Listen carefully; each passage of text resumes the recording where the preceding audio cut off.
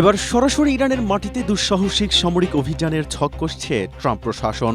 মার্কিন সংবাদ মাধ্যম নিউ ইয়র্ক টাইমসের এক চাঞ্চল্যকর প্রতিবেদন অনুযায়ী আগামী সপ্তাহে ইরানের ওপর যৌথভাবে এই ধ্বংসাত্মক হামলা শুরু করতে পারে যুক্তরাষ্ট্র ও ইসরায়েল। মধ্যপ্রাচ্যের দুই শীর্ষ কর্মকর্তার বরাতে জানা গেছে, তেহরানের বিরুদ্ধে এই যাবৎকালের সবচেয়ে বড় এই সামরিক প্রস্তুতির মূল লক্ষ্যই হল পারস্য উপসাগরের বুকে থাকা ইরানের অত্যন্ত গুরুত্বপূর্ণ খাড় দ্বীপ দখল করে নেওয়া এবং ভূগর্ভস্থ পারমাণবিক স্থাপনাগুলোতে সরাসরি কমান্ড অভিযান চালানো।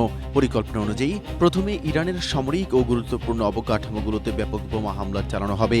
এরপর মার্কিন কমান্ডোরা সরাসরি ধ্বংসস্তূপের নিচে চাপা পড়া পারমাণবিক উপাদান বা ইউরেনিয়াম উদ্ধারে স্পেশাল অপারেশন চালাবে।